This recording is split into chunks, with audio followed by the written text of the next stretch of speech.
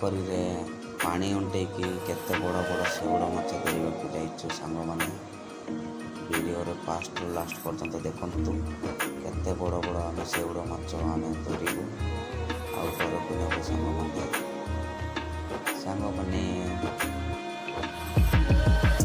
ଆପଣମାନେ କେବେ ଶେଉଳ ମାଛ ଏତେ ବଡ଼ ବଡ଼ ଧରିଛନ୍ତି ସାଙ୍ଗମାନେ? ଏହାର ପାଇଁ ନିଜେ ଟିକେ କମେଣ୍ଟ କରନ୍ତୁ। ଆଉ ଯଦି ଲାଗିଲେ ସେୟାର ଓ ସବସ୍କ୍ରାଇବ୍ କରନ୍ତୁ ଆଉ କମେଣ୍ଟ କରନ୍ତୁ।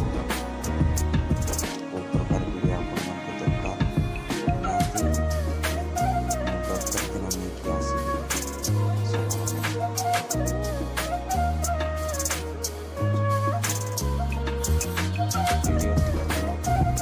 ଏତିକିରେ ଏବେ ଏଣ୍ଡ କରିବି ସାଙ୍ଗମାନେ। ପୁଣି ଦେଖା ହେବା ଆଉ ଗୋଟେ ନେକ୍ସଟ ବ୍ଲଗ୍ରେ।